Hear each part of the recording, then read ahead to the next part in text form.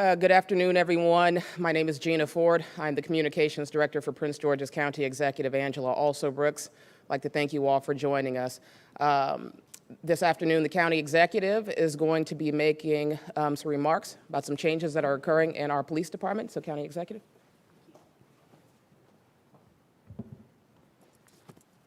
Good afternoon, everyone. I would like to thank you for joining us.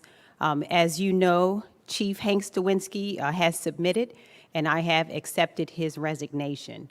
I'd like to begin first by sincerely thanking him. I'd also like to thank his family for the 27 years of service that he offered to our community.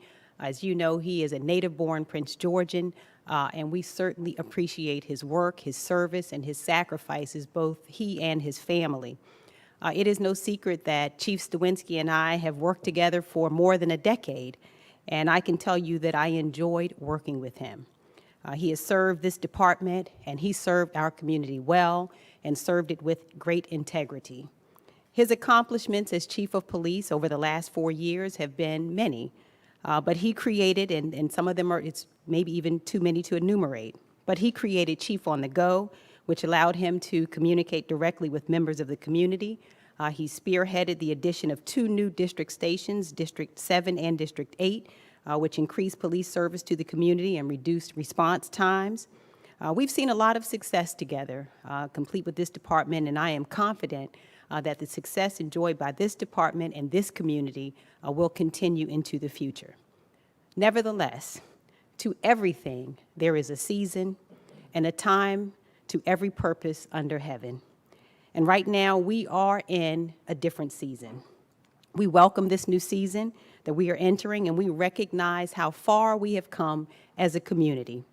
In Prince George's County, we have enjoyed an unprecedented 50% reduction in violent crime over the last 10 years, and that is an accomplishment hard-earned by both the community leaders and this department that no one can take away from us.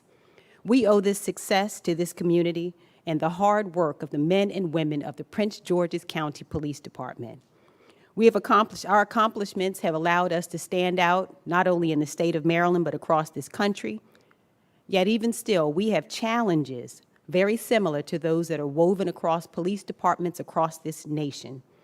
And unfortunately, these challenges are not new. Some of them are painfully familiar to me and others who grew up in this community that we all love so much. And although difficult and sometimes very frustrating, I want you to know that our challenges are not insurmountable. So in this new season, we will move forward with courage, honesty, transparency, and an even deeper commitment and resolve to give our level best to the people we serve, who expect nothing less of us. And to lead us into this new season, I have selected Assistant Chief Hector Velez as our interim police chief while we conduct a national search for a new chief of police.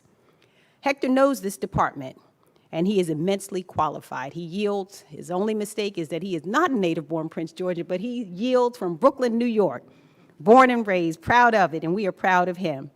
He has been with this department for 26 years, and he has served at every level, from patrol officer to assistant chief.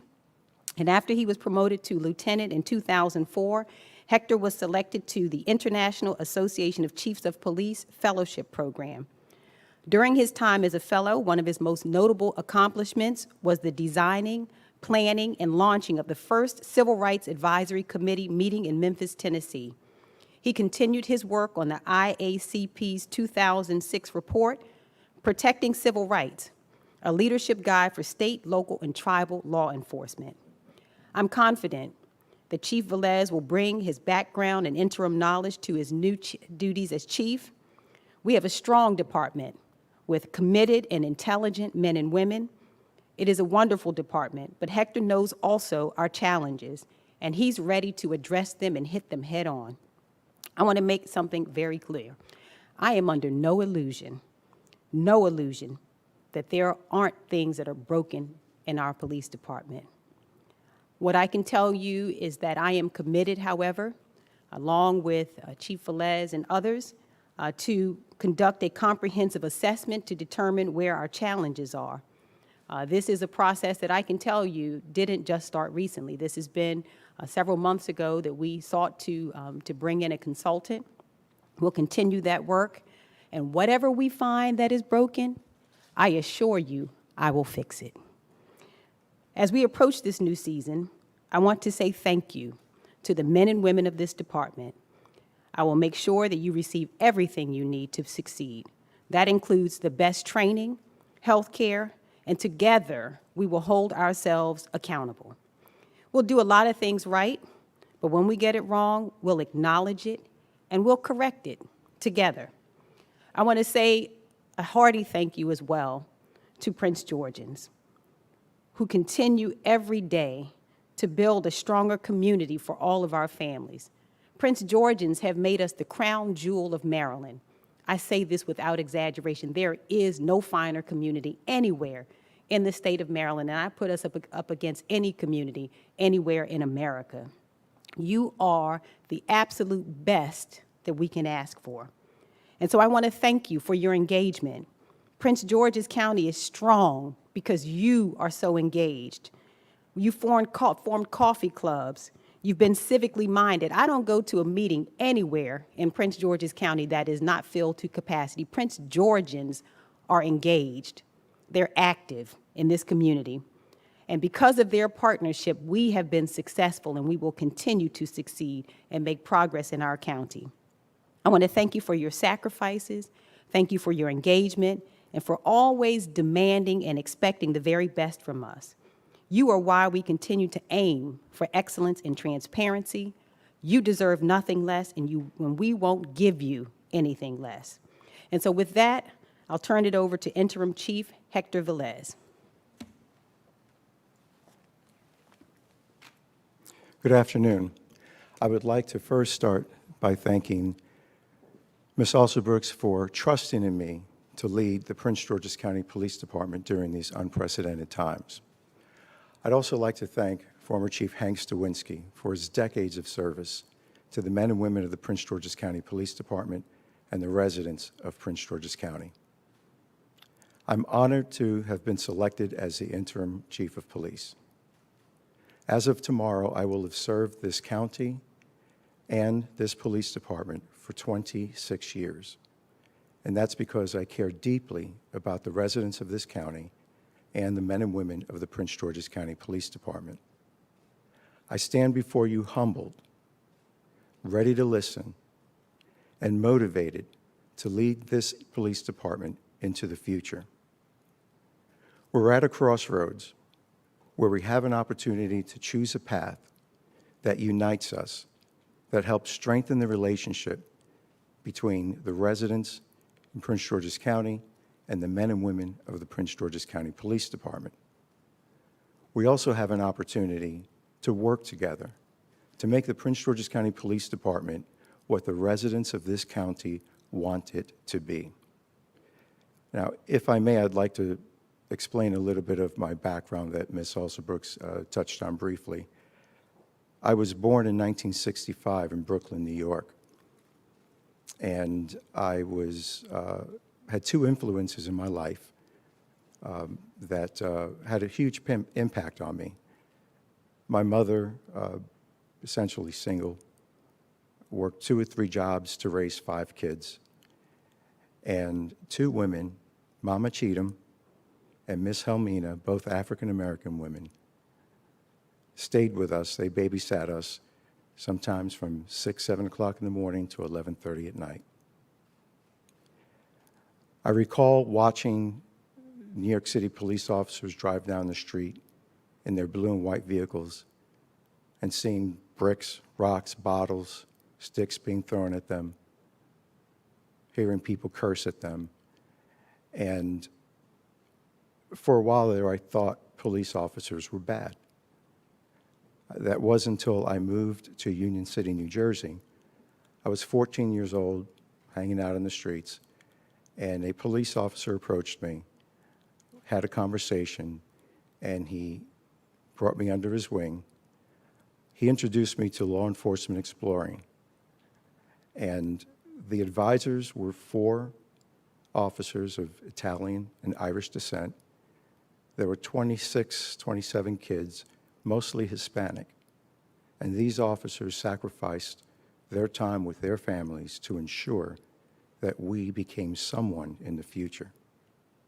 And it was then that I knew what my purpose in life was, and that was to be a public servant.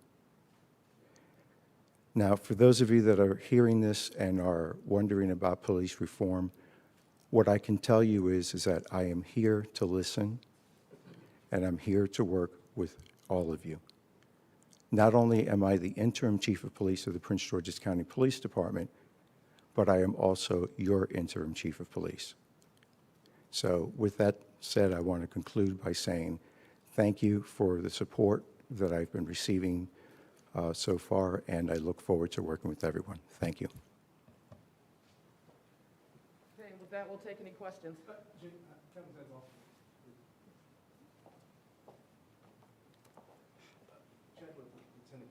He expressed optimism with the department, but he said one recommendation he hoped the county would do is try to push for incentives to have more officers from the county or those who live in the county. Are there any particular incentives working on right now to try to boost that?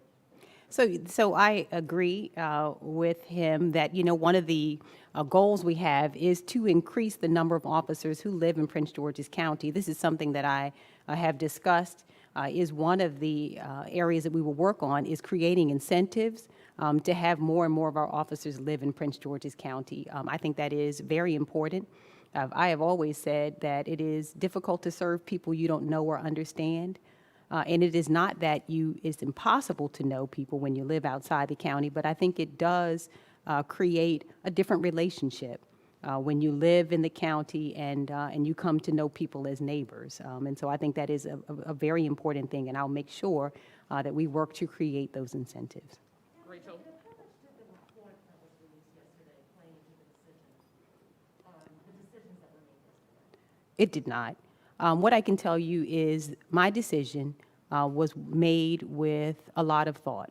It was a very thoughtful decision that I arrived at after many, many months of not only thinking, but talking to a good number of people around our community, talking to some in the department.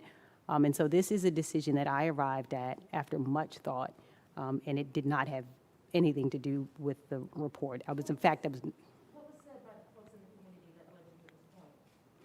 Well, I won't recount every discussion I had, but just had the sense that it was in the best interest of our county and department. As I said, we're entering a new season, and I think that it was time to move in a different direction in terms of leadership, and I think that it was time. Rachel? I know that you and Chief Swinsky worked in Annapolis on the police reform bills that he was pushing for. And I wonder, in the next chief, what you want to see, and if that will still be a priority. Oh, absolutely. I've worked on transparency and accountability for my entire career. I know that Chief Velez, and we've had a chance to talk, and we're going to, of course, continue talking. But transparency is essential to service. You can't serve people who don't know you, as I've said. You can't serve people who don't trust you. And so having the public have information that is important to know the kind of people who are on our department, and I think it goes even further, to give us the tools that are necessary to protect our department. When there are individuals who commit acts of wrongdoing, I think you talk to any police officer and they would tell you that they too would like to have, to be surrounded by individuals who have a certain level of integrity. And so that transparency and integrity is really important, and having those records be public will be important, and I'll continue to work for those sorts of reforms. Release an unredacted version of that document that was released yesterday? I have to tell you that there's active litigation happening, and the documents that you're referring to are part of litigation, and so I can't comment on something that's a part of a lawsuit. So those documents that you can't talk about yesterday did make some accusations. Is that an accurate portrayal of this police department? What is included in that report? Well, what I can tell you again is that report, that the allegations that you're referring to are part of a lawsuit. And, you know, and so that lawsuit will be resolved in the place that it was filed, which is in the courtroom. But I can tell you that, again, I will conduct also an assessment, and we'll act on whatever we learn in our assessment. We're going to look top to bottom, and whatever the court decides. In the litigation that is pending in front of the courts right now, we will adhere to whatever the court decides there as well. But that is the subject of litigation right now, and so we'll let that litigation play itself out in court. Ms. Alsobrooks, you just said in your remarks that there's no doubt in your mind there are some things about this department that are broken. You just left it there. Could you provide any examples of things you really think are broken that Chief Les needs to get started on? Oh, absolutely. I have a great concern about mental health care and how we provide it to officers who have been involved in critical incidents, making sure that we provide that care often and early, and also making sure that, again, we have transparency in terms of the way we communicate with the public, hearing from them. So there are lots of issues, but the one I think I'd turn to first would be making sure that we have a strong enough mechanism, not only in terms of screening, but how we evaluate officers' fitness during the time that they are in service, because these are difficult jobs. Sometimes our officers encountered things that ordinary people don't see. And making sure that we care for their mental health care, I think, is not only beneficial to the officers and what we owe them, but it is, of course, what we owe the public. And let me say this about what's broken.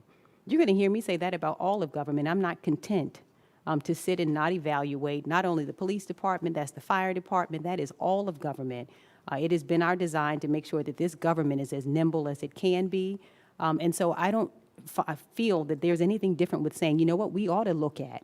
And we're never going to be afraid to look at not only the police department, but look at all of government and find the ways that we can do things better and the ways that we can serve the public better. Can I grab a follow-up, please? Yesterday, Bob Ross said that the NAACP was calling for Chief Lewinsky to resign. The timing of this occurred shortly thereafter. How significant was it that the NAACP, which has frequently been in partnership with the police department on conversations, had changed its position? How significant was that yesterday? Well, we obviously respect the NAACP. Bob Ross has been a partner, not only to me as an elected, but he's been a partner to this department. He's been a person who's been very active and at the table with us. And so we value his role, and we value the role of the NAACP and all of the advocacy and community groups in the county. I mentioned the coffee clubs. All of those groups are very important to us. And their feedback and input will continue to solicit. Oh, I was just gonna say, I wonder, when you say it's time for a different season, if you able to specify a bit more, are those internal issues that were on your radar in terms of issues raised in the lawsuit, or is it some external things like the videos we've seen of the officers in the record or issues like that? I think what's happening, not only what we see locally, but what's happening nationally requires a deeper look at how we develop relationships between communities and police. It requires a deeper look at how we do this work. And so I don't think that we're any different than any other community across the country, but what I can tell you is that we're going to do the hard work that's required to always make sure that we are standing tall as a department, that we continue to protect our community, but that we do so in a way that respects the humanity of the people that we police. Those relationships are critically important to us, and as well as making sure that we are hearing from. One of the things that you heard Interim Chief Velez say is that we listen. That is really important, and we'll continue to make sure that we are actively listening inside the department as well as listening to our community leaders and always making decisions that are best for this community. County Executive, would you consider the interim chief for a full-time position? And a second question for you as well. There was a telehealth or a teletown hall held yesterday where some colleagues of mine heard you describe a personal experience witnessing a family member and interact with sheriff deputies in another area. How is that impacting? So the first question is absolutely, we are conducting a national search for our new chief of police, but that means that Interim Chief Velez is a person who can also be considered for that. But I have discussed with him the fact that we are conducting a national search. And you heard me reference my great-grandfather, who was murdered in Seneca, South Carolina in 1956 on 4th of July. And I can tell you, what I say about that is, unfortunately, there are too many families. My family is unfortunately not in a distinct position, but too many families who have stories to recount. There is a collective trauma, I think, that has happened to too many families in America. And my family is no different. When my grandfather was murdered by a sheriff's deputy, my family fled Seneca, South Carolina following that incident, came here when my mother was 9 years old with my grandmother and other family members who still live here. And my mother was so traumatized by that particular incident that she went to school and didn't talk. And so this is, and so whether that has an impact or not, it just motivates me to continue to work to make sure that every family has the opportunity to enjoy the American dream. Allegations of there being systemic racism within this department. What these officers in the lawsuit are saying that they feel like they were retaliated against, that they cannot work within this department, and that so many of them find themselves now outside of this department as a result of that. And could the interim chief also address, are you willing to start to have those conversations that Chief McGaugh is having with members of the police department and the NAACP, who is meeting with them regularly? My understanding is that staff under Chief Zelinski, can we address that? So of course those allegations concern me, and it ought to concern anyone who hears that. And so what I can tell you again is that I'm willing to listen to all of those concerns, and will make decisions based on what I learn. But it concerns me. Of course it does. I don't want any person, because of race or any other designation, to feel discriminated against or to actually be discriminated against. So I take that very seriously, and will work to do our very best to make sure every person who works in this department feels that they have equal opportunities to succeed, and that that this department continues to grow. I'm sure Chief Velez possesses all of the qualities, but could you describe your ideal candidate for this job? What do you want to see in a new chief? I think that that experience is always important. It's what I look for in all of top leadership, is an individual who not only can talk about policing and the science of policing, but who can demonstrate success in that area. A person who's served in leadership, a person who not only understands the value of a strong strategy to fight violent crime and to keep crime at low levels, but a person who also understands community relationships, how to build them and how to use them in their crime-fighting strategies. And so looking for that mix of a person who has a very strong background in terms of strategy and the science of policing, but also a person who understands community relationships. You said this is something you've been thinking about for months, looking at for a long time, but I wonder, was there one thing that prompted you, or was there a specific incident or something that prompted you to ask for the chief's resignation? Did that happen yesterday? Well, like I said, and I've been looking, quite honestly, I look always, I'm always looking, not only, as I said, at the police department, but I have an obligation, I think, to continue to look at every aspect of this government, and to continue to ask myself whether we are doing the best we can in a particular area, and whether a different decision needs to be made. None of these decisions are easy, and I think they should be made after careful thought and listening. And after careful thought and listening, I decided that now was the time to make this decision. Chief Velez? Well, he submitted it yesterday, and I accepted it. Chief Velez, question, please. You mentioned that you're a veteran of the department, 26 years, you've been done through a lot, seen a lot. What are some of your vision right now that you would like to see for the department? As Ms. Alsobrooks stated, doing a comprehensive review of the agency, that will give us a good starting point. Having someone from the outside look at our processes and to inform us as to where we can do better. And once we have that analysis, then we can move forward from there. But at this point, it's analyzing where we are as an agency today. And Chief Velez, could you answer that question about, would you be willing to meet with these groups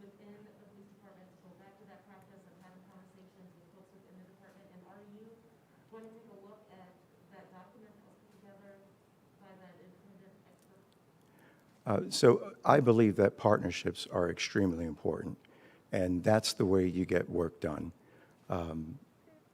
Communicating, constant communication, and being transparent are very important. So in terms of meeting with groups, I'm always willing to meet. And as far as the document is concerned, I cannot comment on that at this point. Do you think there's any there with these allegations as someone who's been in this department for as long as Do I think? a man of color? Do you think that these Again, officers are alleging? I'm not going to comment on that. It's in litigation. Thank you. I asked a big picture question. All around the country, we've heard phrases like defund the police, major departments, including Minneapolis, talking about the reconstituted police department, massive reform. Do you think that Prince George's County is going to look at a process like that, or is, No, how would you characterize it? yeah, no, I don't think, defunding the police, as I understand, that term does not mean that you defund the police. What we are looking at, and I have announced what we intend to do, is you look always to see whether there are areas where it's appropriate to realign spending to constantly match the values of your community. And one such area that I recently looked at was a part of a capital budget for a new training facility, public safety training facility, where I decided that it would be smart to use those dollars for mental health and addictions care treatment center to help some of our vulnerable population so that those individuals might be cared for by medical professionals rather than what we have learned through data, which tells us that 70% of all of the individuals who come to our Department of Corrections each day are intoxicated when they arrive. And we learned as well that a third of those individuals who come to our Department of Corrections are mentally ill.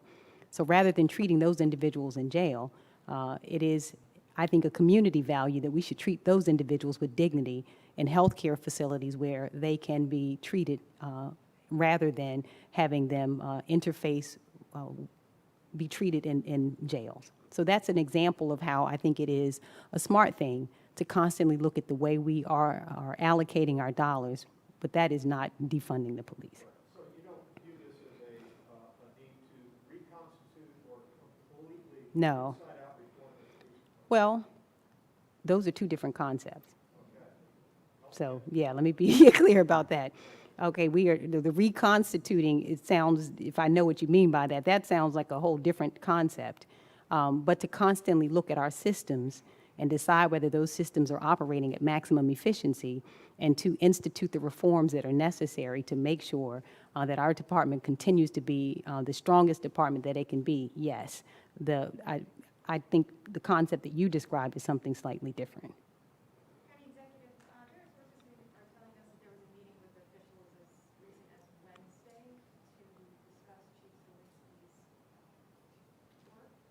Can you confirm that and also talk about the independent review and expect that to be finished? So I won't discuss internal meetings that I have with people who, internal meetings. But I will tell you that we are working through our Office of Procurement as we speak to bring on a consultant and to acquire a consultant. And again, we will announce when we have that entity working, we'll let you know. But this is something that we've been working on through our Office of Central Services now for a little while.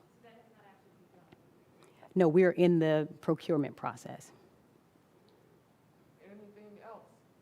One final question, just about the lawsuit. We've been hearing millions of dollars have been spent on the lawsuit that the police officers filed. Can you talk about how much money has been spent and will the county continue, or are you all looking at mediation now, or has anything changed with the county's position on that?